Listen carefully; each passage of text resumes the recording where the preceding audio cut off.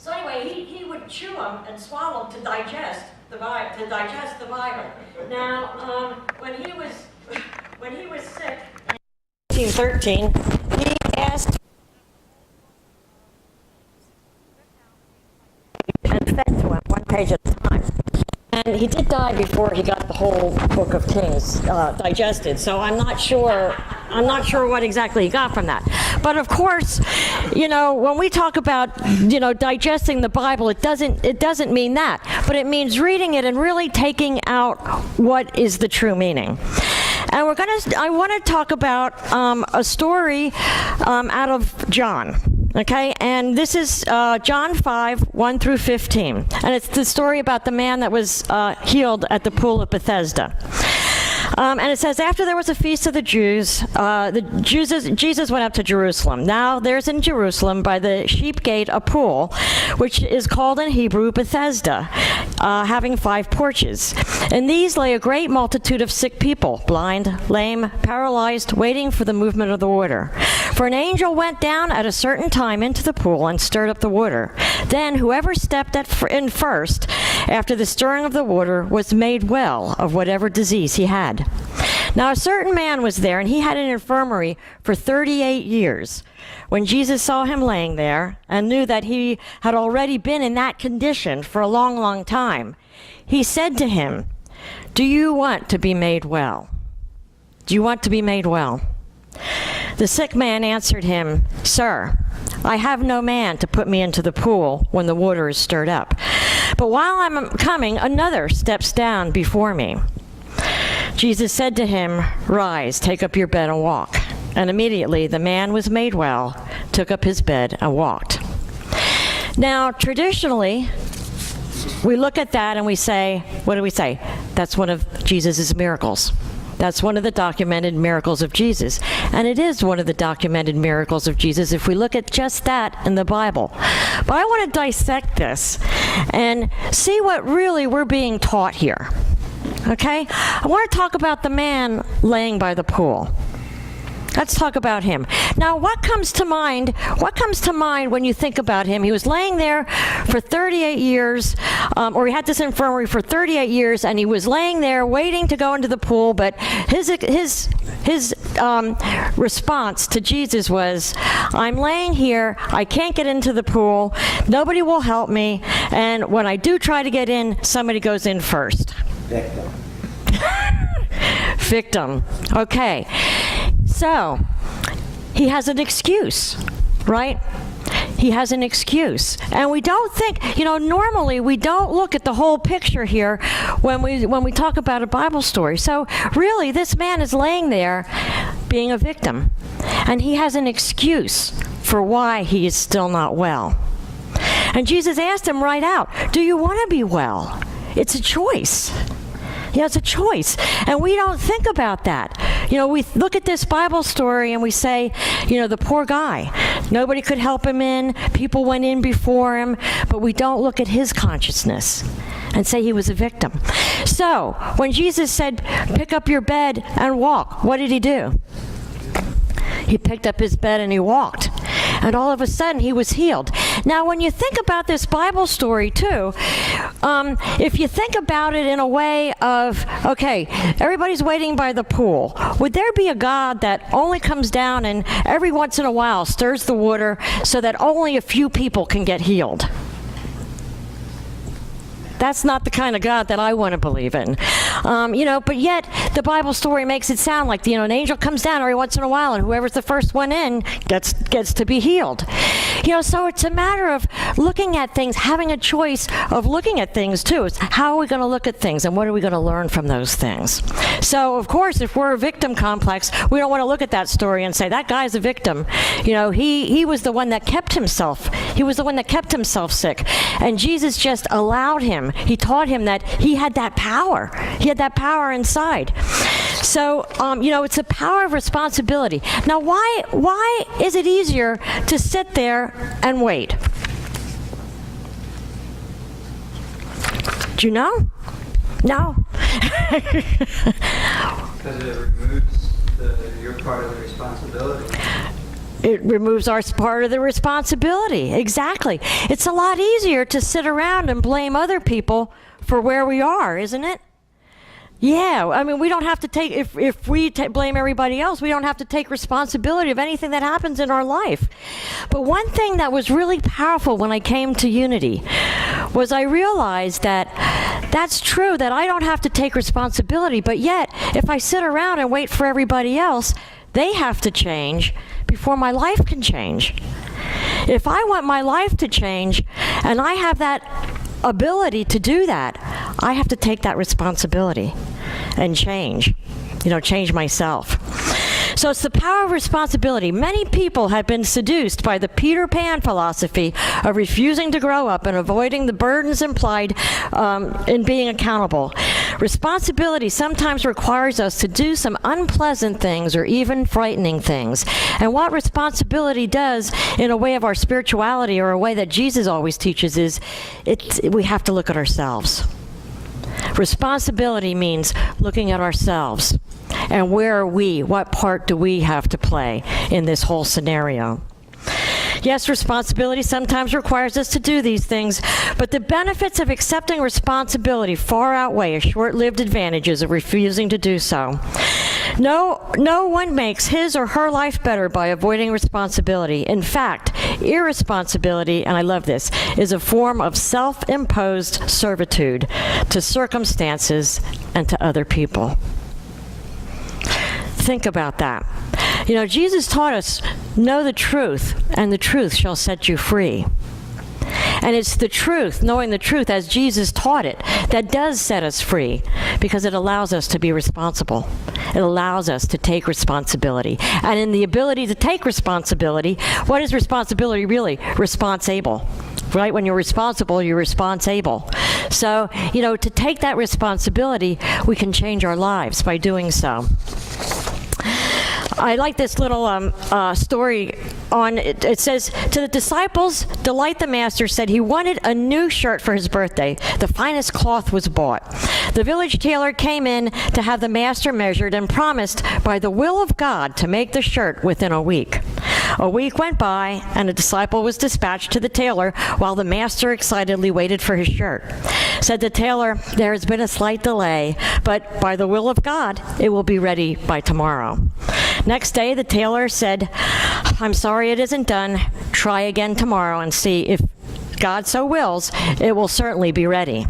The following day, the master said, ask him how long it will take if he keeps God out of it.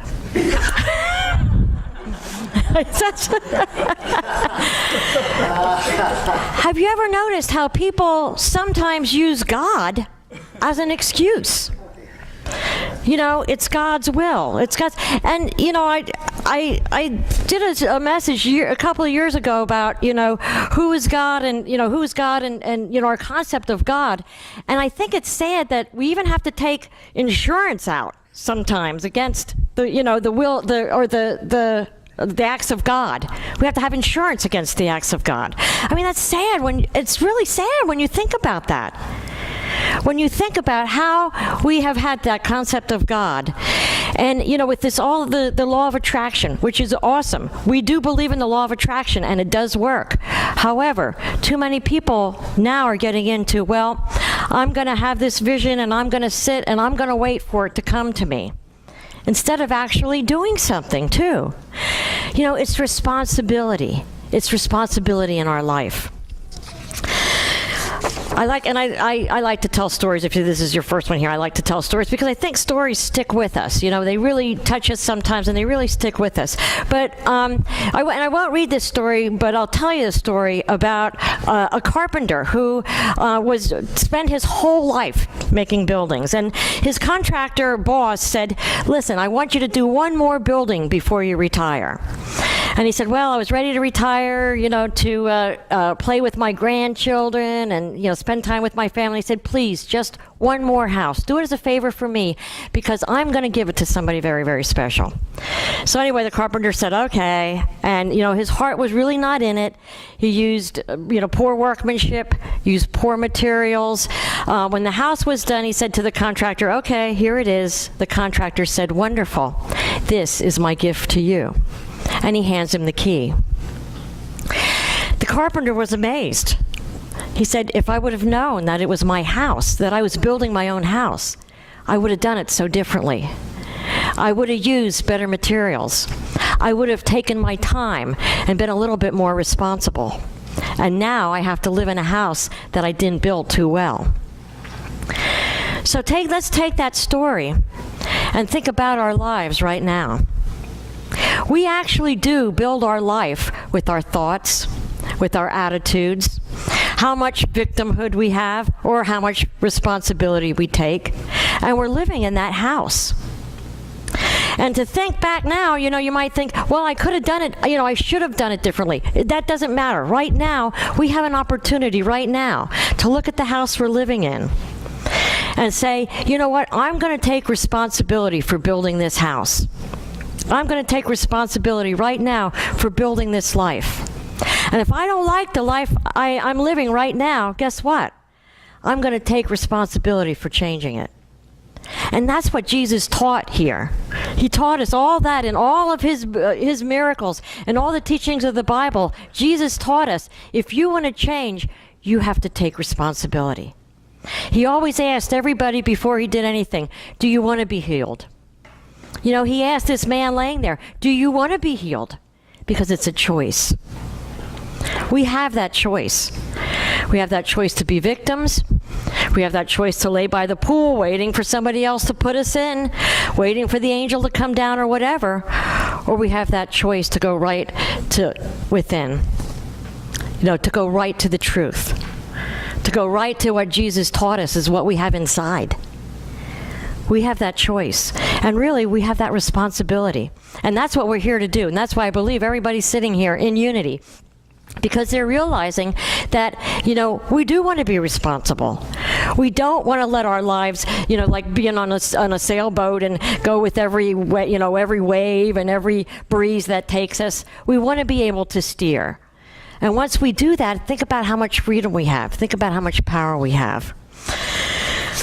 There's it's not my job. There's a story about 4 people, everybody, somebody, anybody, and nobody. There was an important job that had to be done. Everybody was sure that somebody would do it. Anybody could have done it, but nobody did it. Somebody got angry about that because it was everybody's job. Everybody thought anybody could do it, but nobody realized that everybody wouldn't do it. It ended up that everybody blamed somebody when nobody did what anybody could have done. So now that you got that one, what situation might we be right now that we're blaming somebody else for where we are? That was a big, big lesson that I learned in my spiritual journey. And I had to learn it over and over and over and over and over again. Or I shouldn't say I had to learn it over because I never learned it. It just was those scenarios. Those scenarios came back to me as a victim until I did learn it. And it's still, sometimes I still get touches too. But they're in our path so that we can learn. We're laying by the pool right now so that we can learn. And Jesus is saying right there, do you want to change? Do you want to be healed? Do you want to have a different life? Then go pick up your bed and walk. Go do it. Don't wait for somebody else to do it. Don't wait for circumstances to change. And right now, in the way things are, everybody complains about the economy. We can't get jobs because of the economy. This is happening because of the economy. No jobs, and it's the president, it's the Senate, and it's this, and it's that, and, it's all of these things. But as long as it's all of those things, we're not going to go anyplace. It's a matter of taking responsibility and saying, you know what? The economy might be bad, but I know that there's people making money. And they're making money because they're in a prosperity consciousness, and I'm in a victim consciousness. It's a matter of figuring out where we are and then making a choice. And I didn't even, when I actually chose the song I Choose Love, I thought, we didn't do that for a while. And, I didn't really think about it, how it actually did go with this message, because I wanted to talk about responsibility. And it's a matter of what we choose on a daily basis. How do we choose to see the world? Do we choose to see the world as a victim? and that it's coming at us? Or do we choose to see the world through the eyes of God? And then we're creating. So it's a matter of what do we choose? What do we choose on a daily basis? I cannot be responsible for something I cannot change, and that is you. I must be responsible for myself and the manner in which I conduct myself. Only you have the power to change yourself. If you will accept personal responsibility for your own behavior, and I accept personal responsibility for my behavior, then together we will influence others around us to accept the same responsibility for their behavior. Unity started, last year we did a day of kindness in Berks County, especially in Reading. We're trying to get into Reading. We did something again this year. We went to the mayor to see if we could start something a little bit on a bigger scale, something maybe monthly, to change the consciousness of our community, to start looking, making everybody responsible for change. And I just went and talked to Harry Dietz from the Reading Eagle on Friday about, what Reading Eagle's part could be in, changing the way perception is in our community. And he agreed. He said, there's a lot of potential in our community, but too many people sit and complain about it.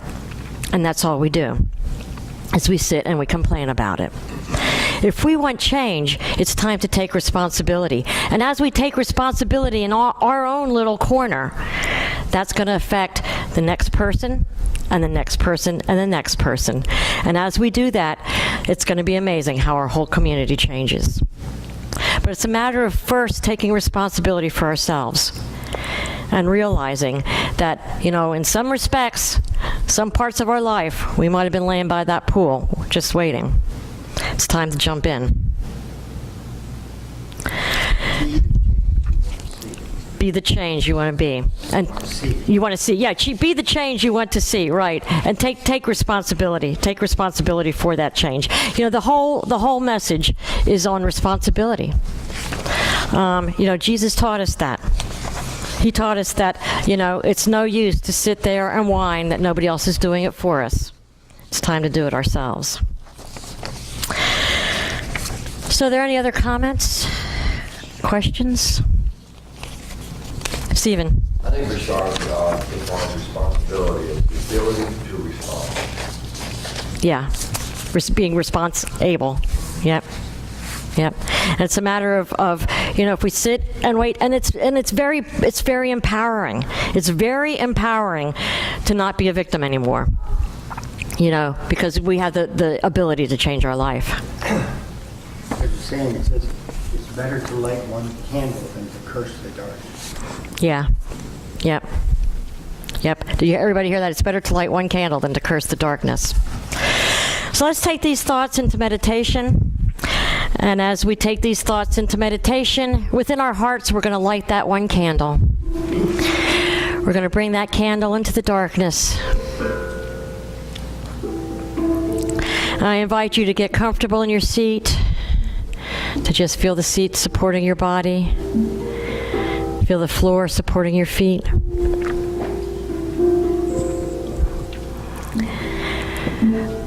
And I'd like for you to bring to mind one situation that you might still be feeling a victim,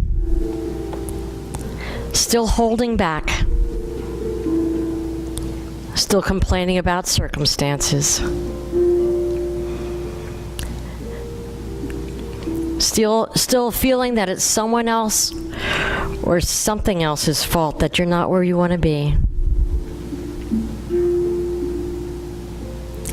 And I want you to take this time and turn that around. Turn it over to God. Give gratitude for that situation right now. And say, thank you for bringing this to mind. Thank you for bringing this into my life. For this is showing me how I can change. Picture Jesus coming up to you and asking, do you want to be changed? Do you want your life to change? Do you want to be healed? Then take your bed up and walk.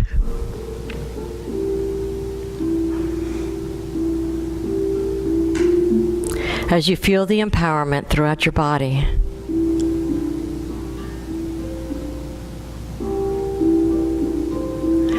know that life is a choice.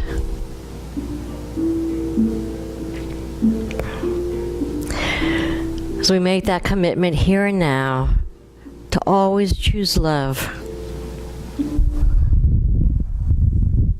to go deep within, to ask for divine guidance,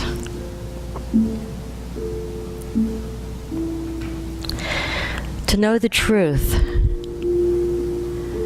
to be still and listen.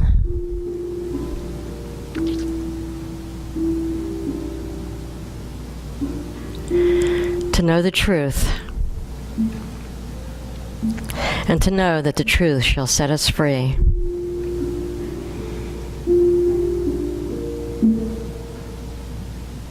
And so it is.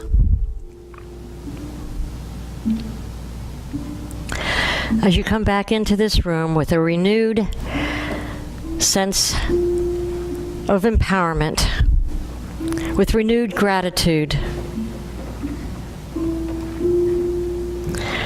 feeling lighter with the burdens released, I invite you to open your eyes when you're ready, knowing that all is well. Amen.